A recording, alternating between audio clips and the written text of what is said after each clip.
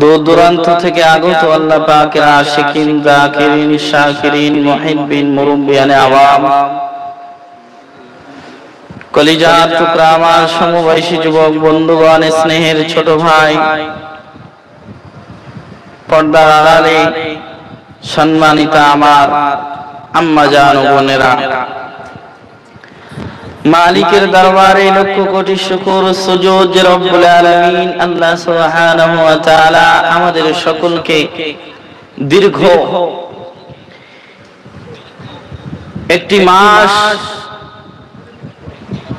রোজা আদায় করার পরে আমরা সকলেই আবার পুনরায় কোরআনের ময়দানে আসতে পেরেছি, কোরআন সুন্নাহর আলোচনা শুনতে পারছি। আল্লাহ নিয়ে এসেছেন সমস্ত ব্যস্ততা থেকে দূরে সরিয়ে রেখে। সেই মালিকের দেওয়া শক্তি, সেই মালিকের শেখানো কালিমা, সেই মালিকের দেওয়া জবান দ্বারাই সকলেই প্রাণ উজাড় করে পড়ছি কালিমাতুশ শুকর, পড়ি আলহামদুলিল্লাহ। শ্রেষ্ঠ নবী, মানবতার মুক্তির দূত, আকায়ে মাদানী, আশরাফুল আম্বিয়া, সাইয়্যিদুল আম্বিয়া, খাতামুল আম্বিয়া, যিনি আমার নবী, আপনার নবী, দো জাহানের নবী, সেই নবী কুলের বাদশার প্রতি আমরা সকলেই পড়ছি সাল্লাল্লাহু আলাইহি ওয়াসাল্লাম। প্যারে হাজিরিন, আমি অযোগ্য, আমি গুনাহগার, এই মিম্বারে রাসূলে দাঁড়িয়ে কথা বলার যোগ্যতা আমি রাখি না। শুধু কেবলমাত্র আমার রূহানী পিতা, আমার মুর্শিদের হুকুম পালনার্থে আমি এখানে দাঁড়িয়েছি। আমার রব আল্লাহ সুবহানাহু ওয়া তাআলা তিনি যদি আমার এই জবান দ্বারাই কিছু বলিয়ে নেন তাহলে সম্ভব, অন্যথায় আমার জবান খোলার ক্ষমতা নাই। সর্বপ্রথম আমি আপনাদের কাছে কিছু প্রশ্ন করব, উত্তর দিতে পারবেন ইনশাআল্লাহ? সকলে বলুন, আমরা কার জন্য এখানে এসেছি? কাকে পাওয়ার জন্য এসেছি? সেই রবের নাম কি? আরো জোরে বলেন, আরো জোরে বলেন। কেউ যেটা পারে না পারে কে? কেউ যেটা দেখে না দেখে কে? কেউ যেটা শোনে না শোনে কে? সমস্ত ক্ষমতার মালিক তিনি কে? তাহলে সেই রবকে খুশি করতে হবে। পারবো ইনশাআল্লাহ? আজকে এসেছি এই ময়দানে, কোরআনের ময়দানে, হাদিসের ময়দানে, যেখানে উলামায়ে কেরাম কোরআন থেকে হাদিস থেকে কথা বলবে। আমার আপনার কর্তব্য হলো এটাই, সেই ময়দান থেকে কিছু নিয়ে নিজের জিন্দগিটা সুন্দর করা। ঠিক কি ঠিক না? না এখানে খাওয়ার শুধু আশা আছে? অনেকেই আছে বর্তমান সময়, এই সময়টা কি এমন দেখা দিয়েছে সর্ব জায়গায়, আমাদের ওখানেও মজলিস শেষের পথে মাওলানা সাহেব বলবে আখির ফানা, তখনই বলবে চল সব শেষ হয়ে গেছে, এবার খাওয়া দিবে, চল লাইন দি। এমন অবস্থা সর্ব জায়গায়। সেই জন্য আপনাদেরকে বলবো, শুধু খাওয়া মাকসাদ রাখলে হবে না। আমার আপনার জিন্দেগির 60 বছর অতিবাহিত হয়ে গেছে, অনুতপ্ত হতে হবে এই 60টা বছর আমি কি করলাম। 30টি বছর চলে গেছে, 40টি বছর জিন্দেগি থেকে মাইনাস হয়ে গেছে। জানি না কত দূর পর্যন্ত হায়াত আছে, তবে অনুতপ্ত হতে হবে। আমি কি পারলাম আল্লাহকে খুশি করতে? আমি কি সফলতার সিঁড়িতে উঠতে পারলাম কিনা চিন্তা ফিকির করা দরকার। ঠিক কিনা? ঠিক কথা বলেন। শুধু আসলাম গেলাম এমনটা করলে চলবে না, আদব বজায় রাখতে হবে, নিজের ভিতরে নম্রতা আনতে হবে, নিজেকে ছুপে দিতে হবে আল্লাহর কাছে, তাহলে এই মজলিস থেকে কিছু পাওয়া যাবে। ঠিক কি ঠিক না? আমার মুর্শিদ বলেন কি বলেন না, বাবা এখানে এসেছো আদবের সাথে বসে যাও। যদি বসতে পারো, তুমি যদি নিজেকে আল্লাহর কাছে ছুপে দিতে পারো, তাহলে তুমি এখান থেকে কিছু পাবে। জোরে বলুন। মুসলমান ইমানদার আল্লাহর গোলাম, আমি আপনাদের বেশি কষ্ট দিব না, বেশি লম্বা আলোচনা করব না। তাহলে বোঝা গেল আসা যাওয়া, এটার উপরে সীমাবদ্ধ রাখলে নিজের জিন্দেগি চলবে না। আমার আপনার কর্তব্য হবে যেখানেই কোরআনের কথা হবে সেখানেই নিজেকে ছুপে দেওয়া, কোরআনের কথাটা শুনে নিজের জিন্দেগিতে আমল করা। ঠিক কি ঠিক না? ঠিক কি ঠিক না? ও দুনিয়ার মানুষ, মদিনাওয়ালা নবী, কামলিওয়ালা নবী, আমার আপনার কলিজার টুকরা আকায়ে মাদানী, আশরাফুল আম্বিয়া, সাইয়্যিদুল আম্বিয়া, খাতামুল আম্বিয়া, মুহাম্মাদুর রাসূলুল্লাহ সাল্লাল্লাহু আলাইহি ওয়াসাল্লাম তিনি বলেন, আল্লাহ আমাকে আদেশ করেছে, আল্লাহর নবী বলেন, আমি যখন মসজিদে ঢুকলাম দেখলাম দুই দল, একদিকে আল্লাহর কোরআন নিয়ে আলাপ আলোচনা হচ্ছে, আর একদিকে কিছু লোক বসে মাসলা মাসাইল আলোচনা করছে। আল্লাহ নবী বলেন, আল্লাহর তরফ থেকে আমার কাছে হুকুম এসেছে আমি যেন ওই কোরআনের আলোচনার মজলিসে বসে যাই। আরো জোরে বলেন, মুজাদ্দিদ জামান আল্লামা আযান নাচি রাহমাতুল্লাহ আলাইহি, সেই জন্য তিনি এই মজলিস কায়েম করেছেন, আমাদের কাছে দিয়েছেন, বাবা তোমরা যাও যাও যাও, এই কোরআনের ময়দানে যাও, কোরআনের ময়দানে গিয়ে তুমি নিজের জিন্দেগিটা সাজিয়ে নাও, সাজিয়ে নাও, কারণ তোমার মউত কখন হবে তুমি নিজেই জানো না, কেউ কারোর মউত কখন হবে কেউ জানে না।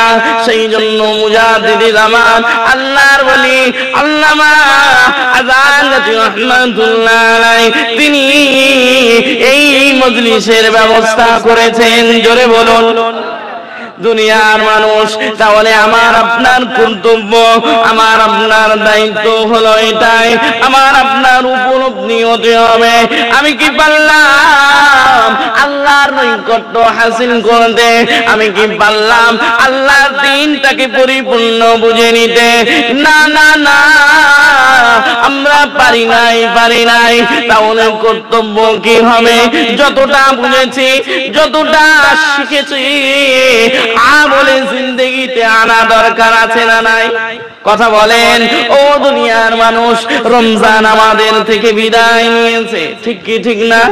রমজান বিদায় নিয়েছে, কলিজা ফেটে কান্না আসে আল্লাহর ইবাদতে, আল্লাহর জিকিরে, কোরআন তেলাওয়াতে আমরা মগ্ন ছিলাম, আল্লাহকে রাজি খুশি করার জন্য আমরা মগ্ন ছিলাম, তবে আর সেই রাতগুলো ফিরে আসবে না।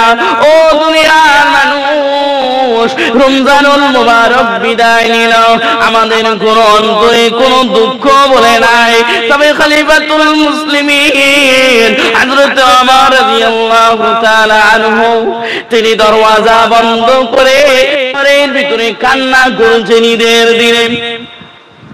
আল্লাহ রাসূলের জলিলুল কদর সাহাবে আবু হুরায়রা রাদিয়াল্লাহু তাআলা আনহু তিনি ডাক দিয়ে বলেন, ও খলিফাতুল মুসলিমিন, আপনার কি হয়েছে? আপনি কেন কান্না করছেন? ঈদের দিন তো খুশির দিন, আপনি কেন ঘরের ভিতরে আছেন? ও দুনিয়ার মানুষ, কথাগুলো বুঝে একটু উপলব্ধি করেন, একটু চিন্তা ফিকির করেন। আল্লাহ আপনাকে মেধা দিয়েছে, আল্লাহ আপনাকে বুদ্ধি দিয়েছে, চিন্তা ফিকিরের জন্য ব্রেন দিয়েছে। আল্লাহ কুকুরকে ব্রেন দেয় নাই, আল্লাহ কোন জানোয়ারকে চিন্তা ফিকির করার ক্ষমতা দেয় নাই। ও দুনিয়ার মানুষ, আল্লাহ রাব্বুল আলামিন এই মানব জাতিকে শ্রেষ্ঠ রূপে যা দরকার তাই দিয়েছেন। একবার জোরে বলুন সুবহানাল্লাহ।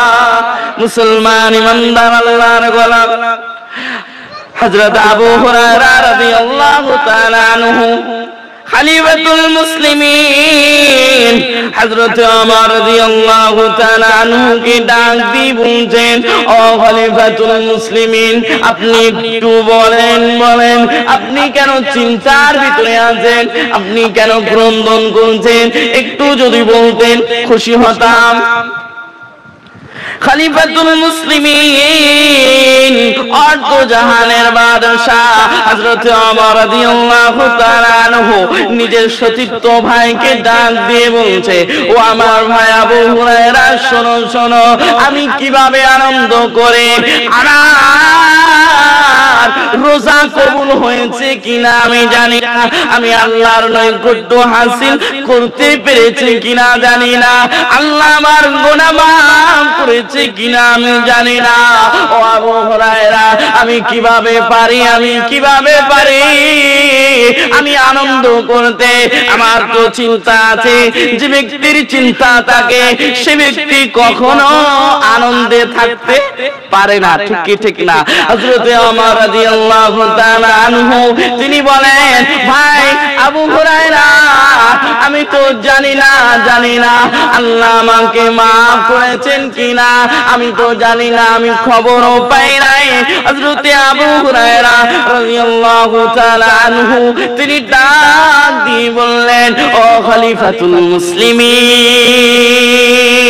আপনার তো আল্লাহর রাসূল জান্নাতের সার্টিফিকেট দিয়েছেন, আপনি জান্নাতে যাবেন, এটা আল্লাহর রাসূল বলে গেছেন। আর হযরত ওমর বলছেন, ও ভাই আবু হুরায়রা, যে আল্লাহ আমার নামে টিকিট দিয়েছে সে আল্লাহ তো আমার উপরে বেজার হয়ে টিকিটটা ক্যান্সেল করে দিতে পারে, ঠিক না? হযরত ওমর তিনি অর্ধ জাহানের বাদশা, আল্লাহকে এমন ভাবে হাসিল করেছেন, সেই ব্যক্তি তিনি যদি বলেন আমার জান্নাতের সার্টিফিকেট, জান্নাতের টিকিট আছে তো কি হয়েছে, এই টিকিট তো আল্লাহ দিয়েছে, সে আল্লাহ যদি আমার উপরে নারাজ হয়ে টিকিটটা ক্যান্সেল করে দেয়, তাহলে আমি ওমরের হালাত কি হবে, ঠিক না?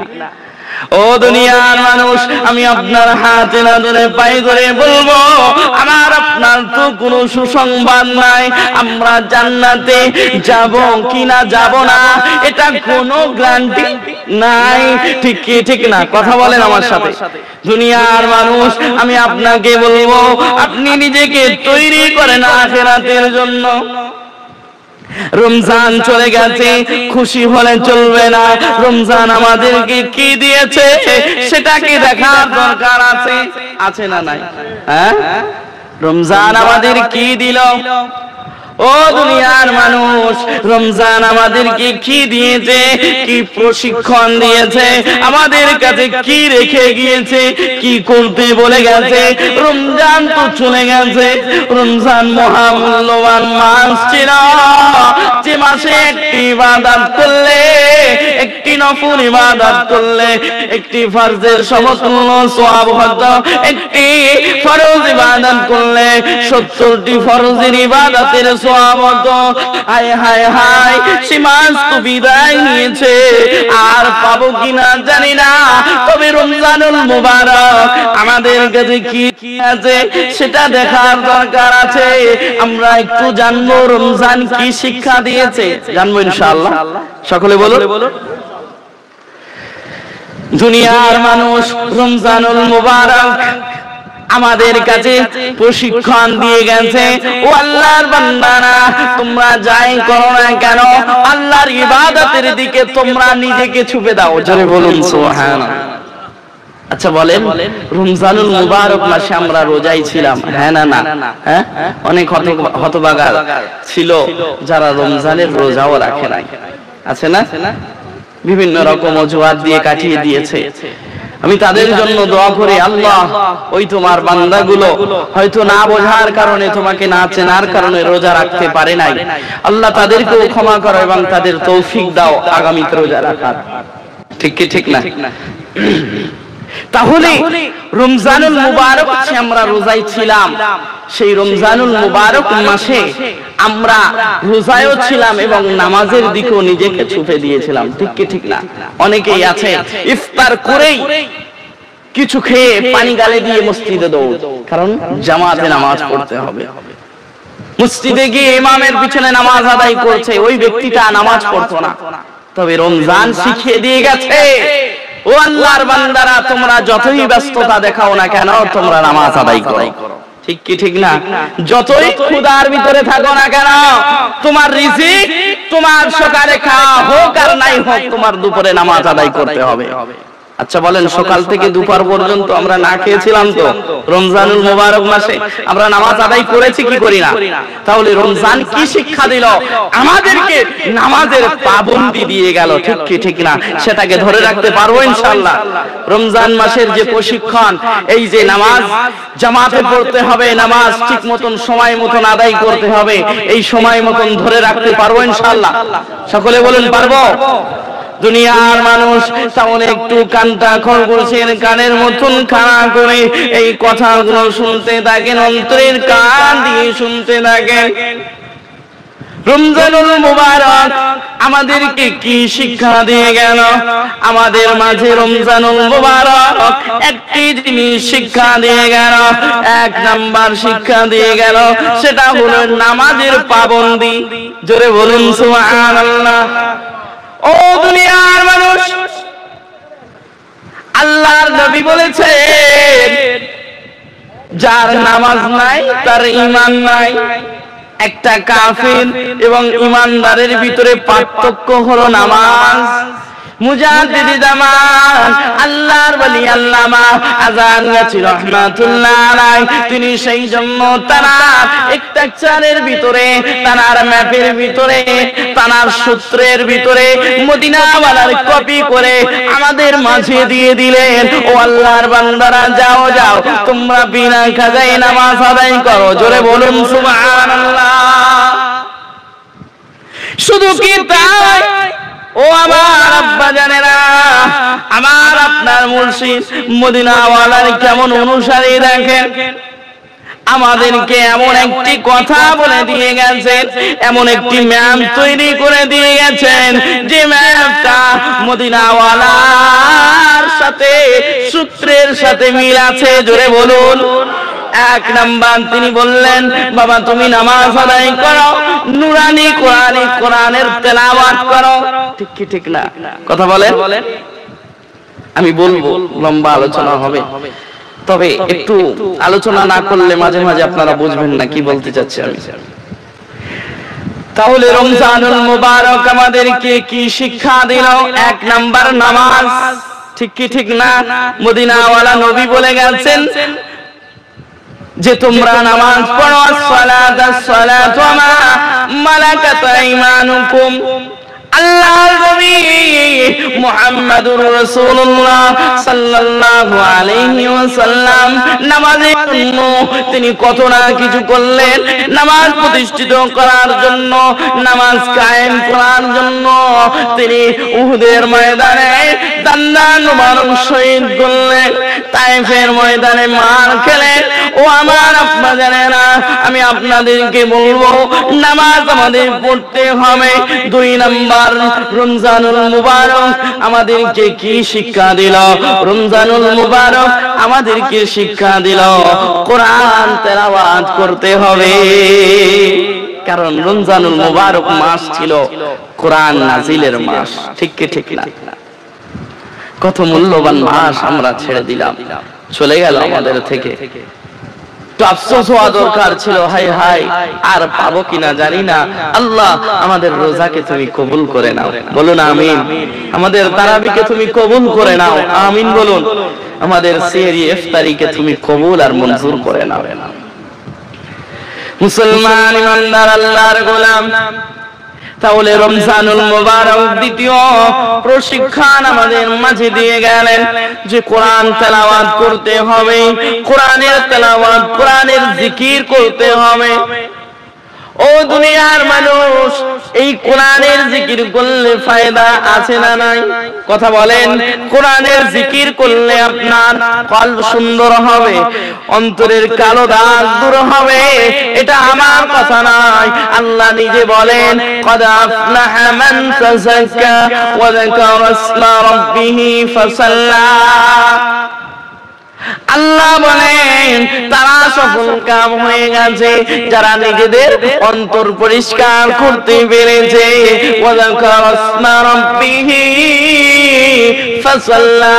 আল্লাহ রাব্বুল আলামিন নিজে বলেন অধিক জিকির এবং সালাতের মাধ্যমে এই কাজটি সম্ভব। জোরে বলুন সুবহানাল্লাহ। তাহলে মুজাদ্দিদ জামান আল্লামা আযান গাছী রাহমাতুল্লাহ আলাইহি তিনি যে প্রথম দুটি কথা বললেন যে নামাজ বাবা তোমরা বিনা কাজাই পড়ো, এই নুরানি কোরআনি ওজিফা তোমরা আদায় করো। রমজান আমাদের শিক্ষা দিল বাবা, আমার আব্বা জানেরা আমাদেরকে রমজানুল মুবারক শিক্ষা দিয়ে গেল নামাজের, কোরআন তেলাওয়াতের। তাহলে আমাদেরকে এটা করা উচিত যে আমরা নিজেকে আল্লাহর জন্য ছুপে দিব, আল্লাহর জন্য সর্বসময় সময়কে আল্লাহর জন্যই দেব। যতটুকু ইনকাম করলে নিজের পরিবার চলে যাবে ততটুকু ইনকাম করে বাকি সময়টা আল্লাহর জন্য দিতে হবে। মুসলমান ইমানদার আল্লাহর গোলাম যুবকেরা, তরুণেরা, আমার আব্বা জানেরা, পর্দার নিশি আমার আম্মা জান বোনেরা, ভালো করে কথাগুলো শোনেন। তবে রমজানুল মুবারক আমাদের প্রশিক্ষণ দিয়ে গেল। তবে রমজান অনেকেই বিদায় দিয়েছে, রমজান বিদায় দিয়েছে। রমজান বিদায় দেওয়া এখন অনেকেই যুবক আছে যারা অনেকেই আড্ডার ভিতরে, নাচ গানের ভিতরে, বাইরে বেড়াতে গিয়ে অশ্লীলতার সাথে রমজান নিল। হায় হায় হায়, আমি আপনাদেরকে বলবো রমজান বিদায় নিল, আমাদের যে শিক্ষাগুলো দিয়ে গেল সেটা আমরা ধরে রাখতে পারলাম না। তারাবি শেষ, রোজা শেষ, নামাজও সাথে সাথে শেষ হয়ে গেছে। ঠিক কি ঠিক না? অনেকেই পড়েই না, বলছে আবার আসছে বছর দেখা যাবে, বলে কি বলে না? আমি আপনাদেরকে বলবো এই জিনিসটা যদি নিজের থেকে সরিয়ে দিতে পারেন তাহলে আপনি কামিয়াব হয়ে যাবেন। ও দুনিয়ার মানুষ, তাহলে বর্তমান সমাজ অনেক কিছু করছে, তাহলে ইমানদার কখনো কখনো আল্লাহর বিপক্ষে যেতে পারে না, আল্লাহর নবীর তরিকার বিপক্ষে যেতে পারে না। আমি আপনাকে বলবো আপনার এটা গুরুত্ব ছিল, রমজান বিদায় নিয়েছে, আমরা আল্লাহর দিকে ফেরত আসবো, কোনো অশ্লীলতার দিকে যাব না। ও দুনিয়ার মানুষ, এই রমজানুল মুবারক আমি আপনাদেরকে বলছি আপনারা কেউ কষ্ট নেবেন না। এই বর্তমান সময়ে বিশেষ করে যুব সমাজ ধ্বংসের কারণ হলো মোবাইল এবং সাথে সাথে অশ্লীলতার সাথে ভরপুর সমাজের পরিবেশ অত ভালো না, কোরআনী পরিবেশ নাই, নামাজি পরিবেশ নাই। সেই জন্য যুবক সন্তানগুলো আজকে বিভ্রান্তের ভিতরে পড়ে গিয়ে আল্লাহর দিকে আসছে না, নবীর তরিকার দিকে আসছে না। সেই জন্য আমি গার্জেন গুলোকে বলবো আপনি নিজের সন্তানের দিকে খেয়াল রাখেন। আপনার সন্তান কি করছে, কোথায় যাচ্ছে, কখন বাড়ি আসছে, স্কুলে কলেজে গেলে সেখানেও বা কি করছে, তার বন্ধু কেমন, সবগুলো খেয়াল রাখতে হবে। কারণ মদিনাওয়ালা নবী বলেছেন আলা কুল্লুকুম রাইন